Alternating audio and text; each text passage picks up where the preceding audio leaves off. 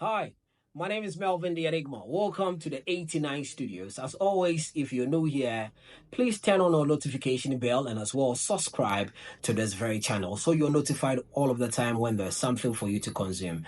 Today's conversation I love to have about the TGMA. TGMA is actually coming off on the 1st of June, which is a Saturday, and the conversation has already started. But one that a lot of individuals have interest in is the Artist of the Year category. And that is the category I'd also lay emphasis on to this very video. In that category, we have 6 artists fighting for that covetous award. We have Sarkodie in there, we have Stonebwoy, we have Black Sheriff, we have Kwame Eugene, we have Nasi, and as well Ken Promise. For such reason, I also employed the knowledge of one of the ace journalists with respect to entertainment, MC Portfolio, and we had a conversation about the Artist of the Year category. He shared his thoughts and said what he had to say. I don't know who you think should be the one to be crowned Artist of the Year for this year's TGMA 2024. Share with us your thoughts in the comment section. I'm rolling the conversation right after this very intro. And remember to, as always, subscribe and also turn on your notification bell, comment, and also share. Yo, and I have my very own brother, MC Portfolio, joining me on the phone lines. MC Portfolio, good afternoon. Mondays. Oh boy, I am super elated and super happy for what you are doing in the capital. The videos on the socials. Myself, I've picked the video that I'll be doing something on for YouTube, talking about you and what you're doing in the MC fraternity as well. So congratulations to yourself for how far you've taken the MC duties to a next level, and as well congratulations to you too. You have another nomination in the United States of America. And, brother, thank you very much. I'm super humble. Thank you. I really would want to make people know exactly the award we are talking about. Now, for those of you who do not know, MC Portfolio has been nominated in the Ghana Entertainment Awards 2024 in the USA as the best YouTube and vlogger and best hype man and MC category. So congratulations to you there, and this is something that we need to bring back home. So for those of you thank you very much, who support the MC Portfolio brand as well, we need to throw our support behind it and also push it that he brings it back. Now to that very conversation, I say lately I see people are moving to you with respect to the Artist of the Year category that you've been. It'll be easy, man. Not the bed. Yeah, you've been talking about. You share your thoughts, and people are all over you. The latest one that I saw was Sadiq was on you as well for some of the comments you made in that very space. Now, for someone who finds yourself in the entertainment industry, and as an entertainment analyst and a journalist as well, and also an industry player, part of the board for the TGMAs. I know sometimes you might be reserved with your comments and opinions, but for this one, for the sake of education and a better understanding for our listeners who are tuning to Love 99.5 FM for now, at the Artist of the Year category, what is the criteria that guarantees one to be Artist of the Year? Well, my brother, thank you for having me once again. It's always a pleasure to connect with you. And look, schemes, every scheme has their modus operandi. I get in it. And so there is no clear-cut parameter that measures every other award scheme. You might zoom into some award scheme and you check that even their parameter might be different from that of TGMA. And so if I'm narrowing my conversation to TGMA, then we are going strictly by the script and how TGMA has defined who is a potential one nominee and by extension potential winner for Artist of the Year. Initially, VGMA has undergone series of evolution and definition of the Artist of the Year category. Initially, if you win Song of the Year, or the most popular song of the year, automatically that was the most coveted award for the night. It has been subjected to reviews because music is evolving and the industry is evolving. Fast forward, in 2023, 2024, the VGMA board is saying that the artist of the year is someone who, in the year under review, here in the contention is from 1st of January 2023 to December 2023, and you might, within the calendar under review, might have released a hit single. I'm choosing the operative words, and if your listeners can really mark them, you might have released a hit single, an EP, or an album. You might have been one of the artists with the most nomination in the scheme. 3, you might have generated some level of audience appeal. So you might have generated the most audience appeal. So we are talking about appeal here. So it's about how you matter to the music enthusiasts of the local market. 2, how you matter to the scheme in terms of being one of the most nominated. And 3, you might have released either a hit single, an EP, or an album. So my issue here is, and before I even advance, I want to state categorically that I am not part of the people who assume that the fact that you have been nominated equally means you have a equal chance of winning. No. In the local parlance, there's something they say even ahemfuchinya krano ebidi de PH. What you say, and so you know for sure that some of the nominations just appeases for your hard work, and it's all right that you say on impenifuni. So the fact that you've been nominated doesn't mean you stand equal chance of winning with someone you know inwardly that the person might have had upper hand in terms of CV and catalog the year under review.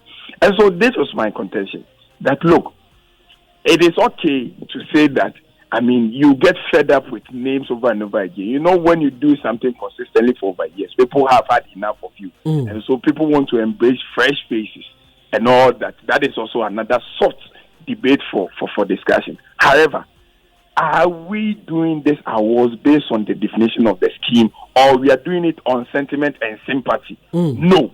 So what are the modalities? Let's set the modalities. Let's open up the modalities. The scheme has told us that the person might have done this, done that. Okay, how many of the artists of the year nominees are taking all the bosses? If they are taking the bosses, on every bosses they are taking, who has the most weight on that boss? Let's consider that and stop playing around agenda using it. And then my stand has been the fact that, look, in as much as we want to say that Kim Promise has done really well, of course, which I don't doubt, incredible artist, he has had one of the most amazing years.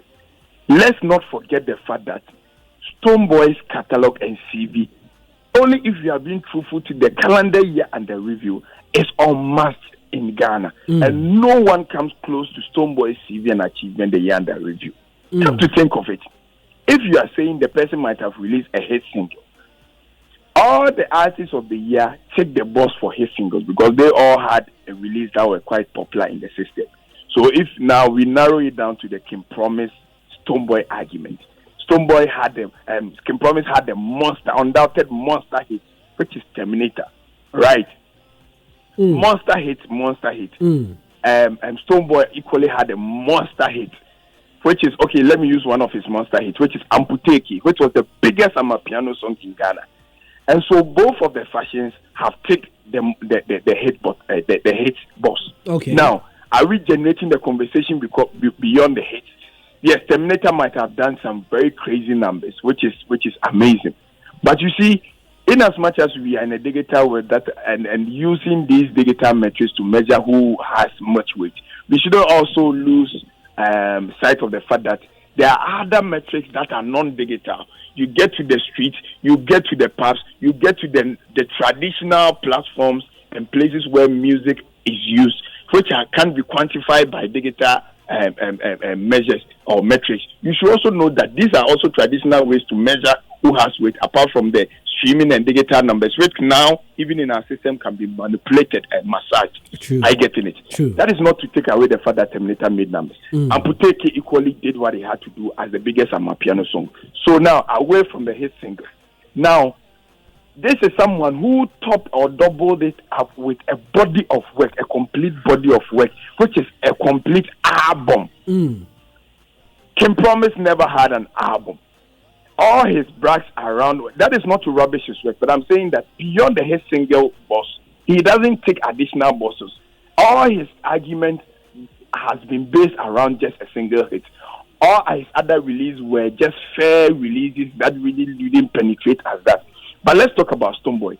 Stonebwoy, apart from Amputeke, had a project, an album, a Fifth Dimension project. And you and I won't argue that it was one of the most decorated, well-packaged and marketed albums we ever had from Ghana. True. On that album, Erase Amputeke, we are talking about Into the Future, another monster hit, true or false? True.